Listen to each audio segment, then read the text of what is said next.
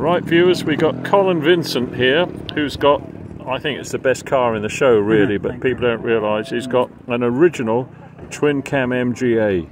And can you tell us a bit about the twin cam, you know, the benefits of it and things like that? We'll have a look at it. The twin cam engine will breathe better than the conventional engine because it's cross-flowed. You've got the inlet ports one side and the exhaust ports the other. Can you show us on the engine?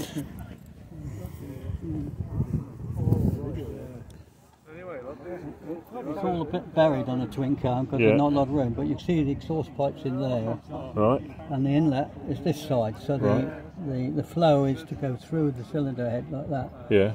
And of course, being overhead cam, you've got two camshafts, one for the inlet side of the engine, one for the exhaust side of the engine, and as I say, it enables it to rev and it puts out quite a lot more power than the standard MGA engine, which was just a push rod engine. But yeah, it was built to race, and unfortunately they got a very bad reputation early on in their life. Yeah, what was that? Burning oil and burning the tops of their pistons in the engine.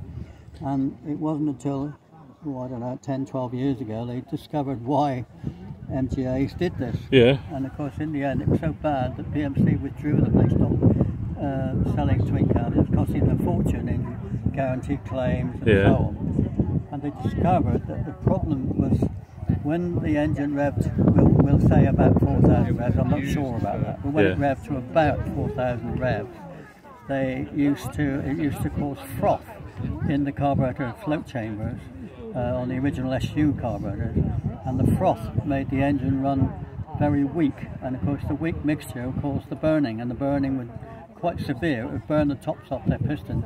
Even when the cars were less than 12 months old, they had to go back for new pistons.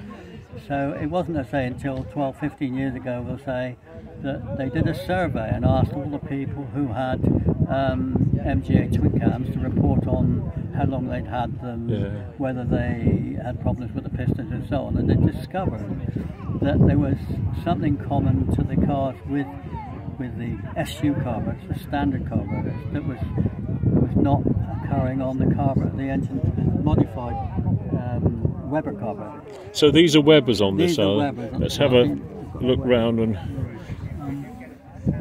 and it was quite a simple thing when it got down to it. The Weber carburetors are mounted on, you can't see them, but rubber O-rings. Yeah. And they move. They will move up and down. They're quite flexible. Yeah. And they didn't froth the petrol. And they never had any trouble with cars with Weber, twin cars with Weber carburetors. Whereas the SUs were constantly burning out their pistons. Goodness. And unfortunately, it's a bit too late for PMC. I mean, this is a 1960 example. But yeah, so it's sad because they nearly won Le Mans. If you look at the information on that plaque there, if it wasn't for an Alsatian dog which ran out in front of the twin cam, they would have probably won Le Mans that year. Goodness gracious. And they're quite competitive, bearing in mind the age of the car, and a lot of the cars around at this time were quite mundane and didn't produce very much power. This car is putting out about 130 brake, which again is not startling in this day and age, but in this, 1960, that was quite an achievement. And what does it rev to? Well, the rev counter on the twin cam, I think the rev counter limit is up another 1,000 RPM. I think you could get between 7,000 and 8,000. Goodness. Yeah. Heavens. This one, I'm not sure about the crankshaft, although the guy who raced it before I had it was highly modified, and I'm guessing that he balanced the cranks, but I don't swear to that. But it's very smooth. It's not. It doesn't work. It doesn't affect the rev. It's really quite vicious when you boot it. Yeah. So this one was used for racing, was it? Yeah. It belonged to a guy who was a young aspiring doctor. Yeah. And he he just qualified and he wanted to buy into a practice in America. Yeah. And he was thinking whether to take the car to America. Yeah. But he said he'd have to sell it anyway because he wanted the money to pay him to buy the himself into this practice. So he said, being a right-hand driver in America, it probably wasn't the best car to sell. Yeah. So he left it with an agent in Devon. Yeah. And by chance, I went to look at it for a friend of mine who was interested in buying an MGA. Yeah.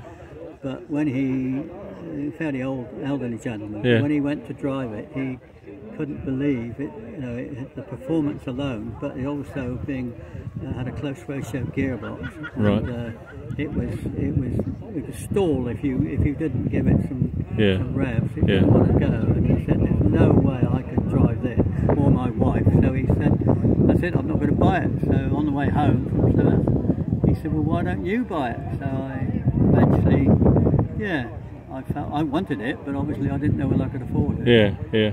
And there was a whole load of spares came with it. I got spare manifolds, carburetors, spare back axles, spare wheels, because as he modified it for racing. He did mostly club racing, but it was quite successful. It was the fastest twin cam in the club, but in the MG Car Club, it was the fastest twin cam at that time. It really was quick. And it's got modified suspension, and, you know, as I say, close ratio gearbox and so on. So it was well prepared in its day. And of course, you see it's got a roll cage of sorts on the back. And funnily enough, that although they didn't suffer from flexible chassis, they're a good chassis, it somehow seems to make it feel a bit more rigid. I don't know if it's just in my mind, but it does. It certainly corners like it's on rails. Goodness. Well, thanks very much, Colin, for telling us all about it. It's a remarkable car. I mean, you won't see many of these around, will you? There's no other form that I know. And it's got the Dunlop wheels you were telling me about. Dunlop disc wheels, and of course it's got disc brakes all round. Oh, all round disc brakes? Goodness. 4-wheel disc. And it's a clever device for holding the wheels on. They're held on with studs rather than with splines. And it makes them very easy to change quickly. Quick change. And also they don't twist their spline. You know, they'll take a tremendous amount of torque, which is ideal. They were used mostly on C and D-type Jaguars originally. Goodness. So this is sort of like a mini C or D type. In a strange way. Well, thanks again, Colin, for telling us all about it. I hope you're all interested there in America. The lovely MGA twin cam in a lovely original condition. Thanks again, Colin.